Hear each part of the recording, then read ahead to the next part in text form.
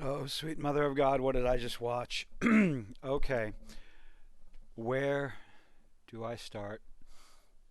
I just got finished watching the first two episodes of Velma on HBO Max, and I don't think, I legitimately don't think there would be enough THC on the market to make this show funny. Today showed the release of the first two episodes of Velma on HBO Max. If you have the streaming service, I do not recommend watching this show. Um, just I want to touch base on a first few things that are going to be the arguments, the obvious arguments against criticism for this show. Number one, oh, it's Mindy Kaling, it's great, and you don't like a strong woman character. Yeah, fuck off. I'm so tired of that. God, I'm so tired of that argument. It's a load of crap. It is some sort of shield to be used for bad writing, bad jokes that just fall flat no matter how hard they try. The idea that, oh, it's a cartoon, it's not made for you. This show is TVMA. The first 2.5 minutes take place. I'm going to get into spoilers. Oh, God. The first 2.5 minutes of this show, of episode one, show you that this is not for kids. It's not, sorry, not for kids. It's not for me. Yes, it is. It absolutely is for someone like me. I was a fan of Scooby Doo growing up, and Shaggy and Velma, and just everything. Saturday morning cartoons, Pup Named Scooby Doo, Scooby Doo Adventures, the new Scooby Doo Adventures, all the new movies. These were fantastic. The animation was a lot better. Like this screen that you see right here before you, this anime. Had they done this animation style, I might have better things to say about it. But it was almost a bait and switch. The original teaser trailer a few months ago, that animation, had they used that animation style, I probably wouldn't have anything to complain about as far as the animation goes. But this, it seems like it's like they lost their budget halfway through production and had to cut back on for the animation. It's bad. Well, it's not good. It's just not. It's not good. It's HBO Max. It's not good. The animation's just not good. The story is, honestly, the story's not. I mean, now that I think about it, the basic story, it's a mystery. We'll get into it. The story is actually, I'll give it this. It's okay. I'll give it props for that. It's a decent little show, but everything else surrounding the story is, oh, it's cliche tropes, heavy-handed feminist jokes, and stereotypical bullshit that they cannot stick the landing. The delivery is horrible. The landing is horrible. The punchlines are bad from beginning to end. The name of the school is Crystal Cove High, but the cove is pretty much scratched out, painted over, so it's Crystal High. That's a drug reference, folks. Laugh. That's the comedy. That is the type of comedy in this. Ha ha, the words are missing. That's internet meme jokes. Come on, okay? That's like someone wrote that and decided that, yeah, that'll be funny. But it's just one after another, one heavy-handed joke. I use that term loosely. I use the term joke loosely for the things in this show. I don't. I just. Oh boy. Um, I'm gonna try to watch this the entire season because I'm a glutton for punishment and I hate myself. But the first episode. Let's go ahead and get into spoilers. I doubt you care. The first 2.5 minutes of the show takes place in a girls' locker room in a high school where all the girls are naked with suds covering their naughty bits. Let me say that again. The first 2.5 minutes takes place in a high school girls' locker room where the high school girls are taking a shower naked with suds covering their nipples and their nether regions. Bare ass. Sure. Oh, it's a cartoon. high school, high school, high school, high school girls. Mindy, what are you trying to push on people? Yes, you damn right I'm going to say it. High school girls. So many people complain about anime and how the women in anime look like lolitas and that's the style that they have. But oh, they look like teenage girls and they're condemned by the lunatic media. But this, Velma, Mindy, that's okay? Really? This is okay. So the idea that the show is for kids, nope, TVMA, piss off. The cliches and tropes that they go through, it's just one after another after another. They actually make jokes that the pilot episode of a show has gratuitous nudity and just all these other things to get people to keep on watching. Guess what? That's what the first episode does. It's the first 2.5 minutes. It's the only spot they show it. It's not in the second episode. After the first 2.5 minutes, not in the rest of the episode. So maybe the show is a little self-aware, so we can give them that. Oh God, modern day feminist bullshit from it's from the very beginning. I don't. Oh, Velma starts off with a recap of how she started it all, not Fred, and his weird sex van. That's a quote. Not Fred and his weird sex van. Velma started it all. The Mystery Inc. It was all her. Boy opened up to Crystal Cove High in the girls' locker room. 2 cockroaches having sex because funny. Ha ha ha ha ha. Oh Lord. Velma crashes into the 2 girls fighting to smash Daphne across the face with a cane. Because what? That's supposed to be funny? After some dialogue, Velma opens up her locker. It's a scene you see in the trailer.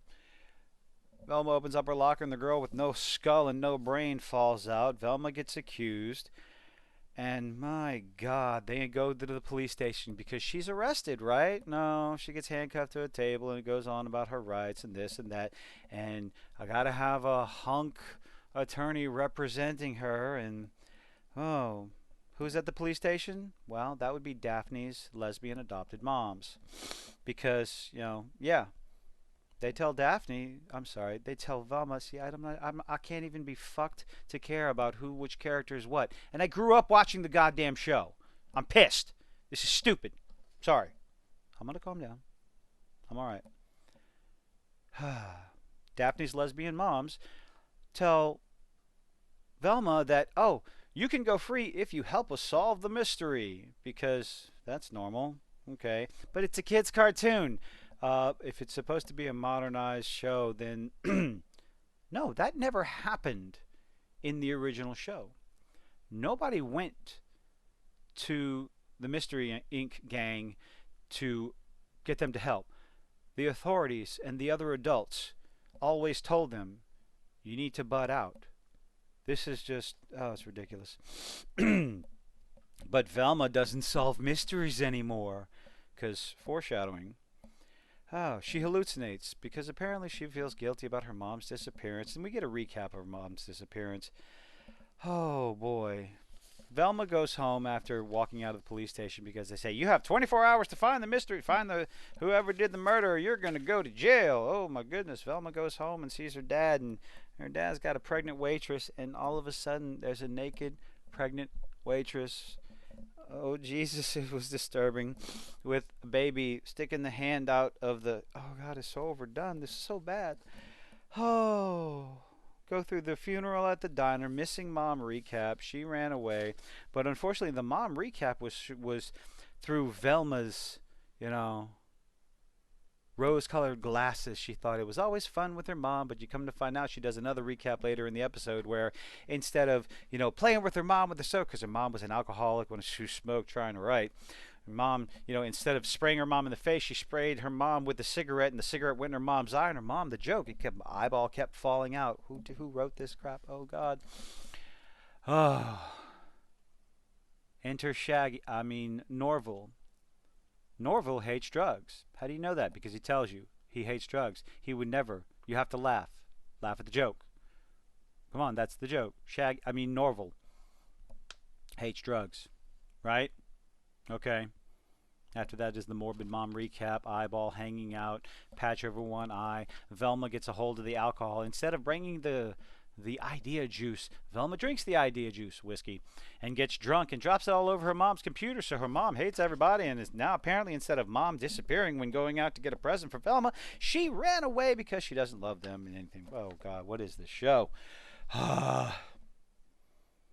Velma decides that she's not really responsible for her mother leaving because she was solving mysteries. She's a strong, independent woman and decides to get sexy and go to school. Nobody believes her. They start throwing tomatoes at her, and then she goes to the bathroom, and the lights go out, and the lights come back on, and there's Daphne and all the rest of the girls, and they call her out and all this, that, and the other. Velma's a twat. Like, she is portrayed as an absolute cunt in this show. Condescending, judgmental, just ridiculously, like, over the top caricature of a normal human being or someone on Twitter. After that, they try to figure things out. They figure out that maybe Fred's the one responsible. So she breaks into Fred's house, has a hallucination, figures it all out, accuses Fred. They think Fred's doing it because he's a baby boy whose balls haven't dropped or something, so he's got smooth skin and a little dick. That's the joke. Fred's got smooth skin, a baby complexion, and a tiny penis. These are the jokes. Laugh. Laugh, goddammit, or you're a sexist. That's it. You're a misogynist bigot if you don't laugh at these jokes, because Mindy Kaling. Oh, Fred gets shot in the legs, goes to jail, but then, hey, look, another dead body at Velma's. That's the end of episode 1. Another dead body. So, oh my goodness. Episode 2 is not all that much better. They do a recap, news report. Velma wants to investigate her mom's disappearance because, hey, solved the mystery. It was Fred the whole time, even though he was pulling out a checkbook. Oh, God. Velma's dad who is an attorney, and they're broke because he spends his money on I don't know. Velma's dad takes the case to prove Fred's innocence. And he decides to use Fred's babified bitch nature as a defense. Later on in the show, they show up at the courthouse, and Fred looks like little Lord Fauntleroy, and he's all cute, and everybody's like, oh, he's so cute, he couldn't have possibly done it. And then it rains, and for some reason Fred has fake eyelashes, and the makeup comes off, and the eyelash falls to his nose, and oh, he's Hitler! I should hiss Hitler. Oh God, this is awesome. We cut to Norval's place because Velma needs help to get the cold case opened up, and Daphne says, I'll give you the cold case if you give me $500. Like, what? That's blackmail. Anyway, it gets so much better later on in the second episode, believe me. It all makes sense. If you've been hit in the head a few times and you eat paint chips, the lead kind. Norval is a YouTuber. He's a streamer. And he tries out different foods and everything. And his biggest fans are stoners. And he doesn't realize it, and he doesn't like it. And he's anti-drug this, anti-drug that. So they've taken the cliche Shaggy and gone to the opposite end of the spectrum. And that's the joke. Okay? Again, that's the joke. That's the funny. That's what you're supposed to laugh at. Ha ha ha ha ha. This is bad writing. But what should I expect for the modern retelling of a show whose teaser trailer comes out and insults the people who are going to watch this? Okay? The only people who should any interest in the show are people like me who grew up on Scooby-Doo and the Harlem Globetrotters, Scooby-Doo and Batman. Oh, Jesus. Pup named Scooby-Doo. If you haven't seen it, go find it. Go watch it. It is so much better. It is so much better as an origin story for the gang. It's fantastic. They have good jokes in it, like red herring. If you know what a red herring, you'll get it. Fred, in Pup Named Scooby-Doo, has an arch nemesis, another kid, whose name is Red Herring. And Fred is constantly accusing Red of being the guilty one in every single episode. That is an intelligent, well-written joke. Red Herring is accused of everything that happens. If you don't know what Red Herring is, go look it up. You'll get it. Go watch a pup named Scooby-Doo. It is 100 times better than this. I'm still reviewing the second episode. Let's continue. My soul hurts. Norville is a streamer. His dad is white, his mom's black. Do I care? No. It's kind of cool. His mom's the principal of the high school. His dad actually looks like Shaggy, so that's kind of neat. The color coordination is still the same. I'm still kind of up in the air on Norville's character. He's a goofball. You know, I'm going to continue watching the show. I cannot stand Velma's character. Daphne is all right. Norville's character is probably the more interesting one, mostly because he's a geek, he's a nerd. But Daphne's a drug dealer because, hey, cliche. And she forces Velma to sell drugs for her because, you know, money, cold case, all that other stuff. Velma doesn't know how to sell drugs. Call the narc. Hey, drugs here. Get your drugs here because that is the joke. Okay, I'm sorry. I shouldn't have done that. Please don't leave. That was loud. I'm sorry. Oh, these are the jokes. Velma is no good at selling drugs because first she goes out, hey, drugs here, get your drugs here, get your drugs here, and that's the comedy. But then when she goes to sell the drugs to the kids at school, she tells them why the drugs aren't good for them and makes them feel bad about themselves because that's the funny. Oh, God. While back at the high school, Velma is being chastised by Daphne for being terrible at her job, saying she's fired. And then all of a sudden, oh, did I mention Velma's lesbian moms go undercover to find the Candyman, which is the drug dealer at the high school, because two old lesbian butch police officers would, you know, hello there, fellow kids. Oh, God. That's the jokes. I'm sorry. The bus goes down. Mom and mom figure it out, but oh, good. Velma and Daphne are in disguise. They have hoodies on and hats on because, you know, can't figure that out. I'm fidgeting. Oh, boy. Chase scene happens. Daphne grabs Velma's hand and, oh, they are in love with each other. Hey, guess what? Velma's bisexual. How do you know that? Because she looks at Fred and gets the hots for Fred in episode 1. And now, oh, Daphne touches her hand and gets goo-goo eyes for Daphne. Did I say that right? Who cares? I don't give it. This dumb. Chase through the school. They end up on top of each other. You know, Velma is on top of Daphne, straddling her. Ooh, baby, ooh, baby. This is what you wanted, right? You wanted to see. It's so stupid. They have lovey-dovey eyes for each other. No big deal. If you've been watching the Scooby-Doo and the Gang for as long as I have and went through your adolescent period, you know, your childhood, watching the shows on Saturday morning, and then later on in your adult life after your balls dropped and you started getting those tingly bits feelings and go back and watch the show, really, most Gen Xers kind of figured that Velma was either full-on bull or just she was the library lesbian.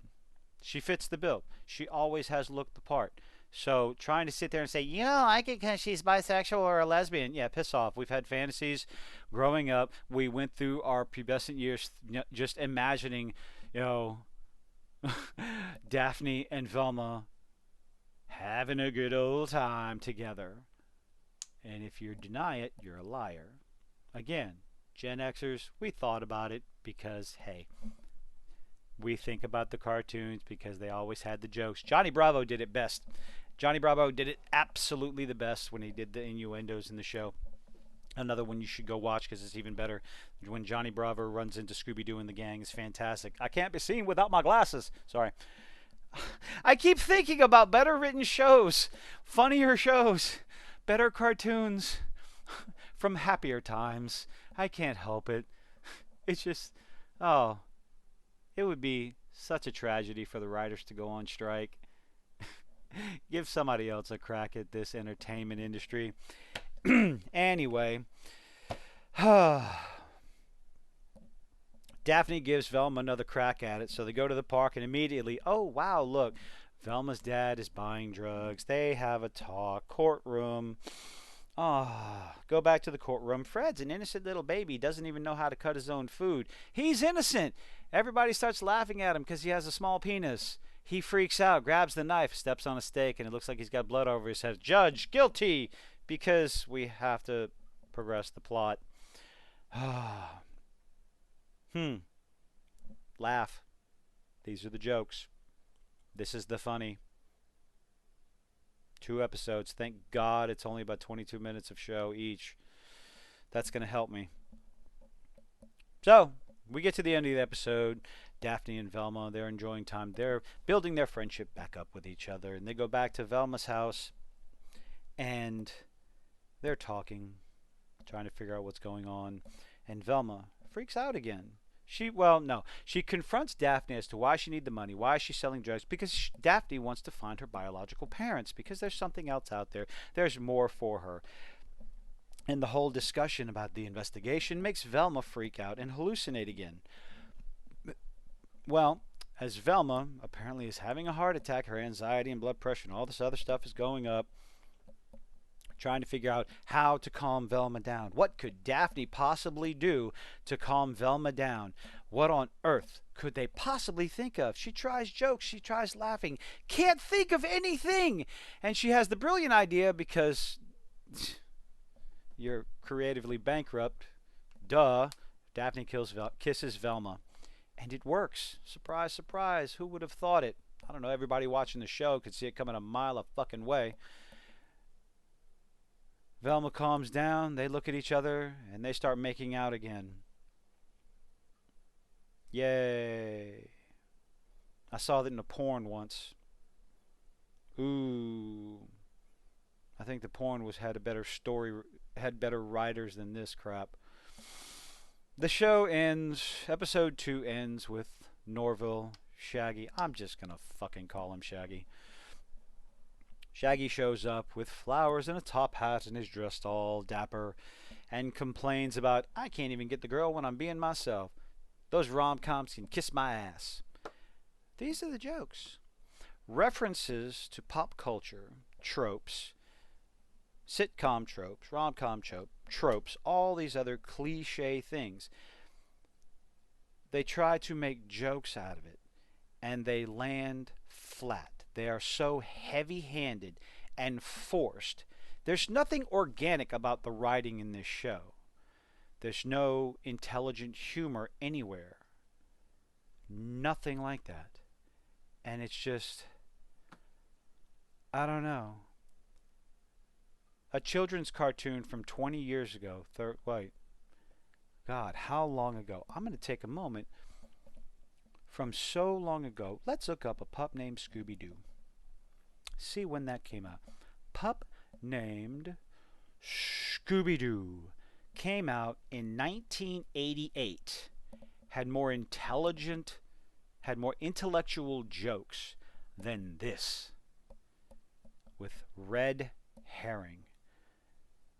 Since I'm here, let's see what a red herring is. A red herring is a clue or piece of information that is or is intended to be misleading or distracting. So a character in a cartoon about mysteries, his name was Red Herring, and Fred was constantly accusing him of. It was misleading. It was to trick the viewer. A red herring in storytelling is there to trick the viewer into thinking something else when all along the mystery is somewhere else. You know, you go, like in magic, what's the other hand doing? You know, if you're looking at the right hand, then that's the red herring. The left hand is the one doing the magic trick, if you know what I mean.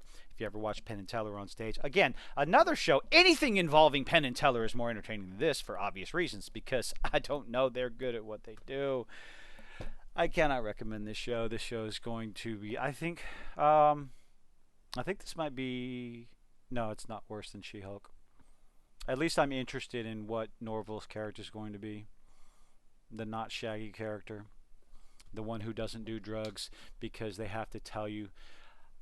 I doubt the writing's going to get better. I want to check this out. I'm going to give it a chance. Why? Because I said I was going to. Do you agree? Do you disagree? Do you have HBO Max? Did you take a look at it? Let me know what you think in the comments. Mindy Kaling, this is an absolute gutter trash failure on your part. I mean, I don't know who wrote this. I don't care who wrote this. I don't. None of that. It's just you did a bad job. Heavy-handed with poor delivery. This is the show. Yeah. Leave a like if you so choose. Thank you for making it this far, by the way.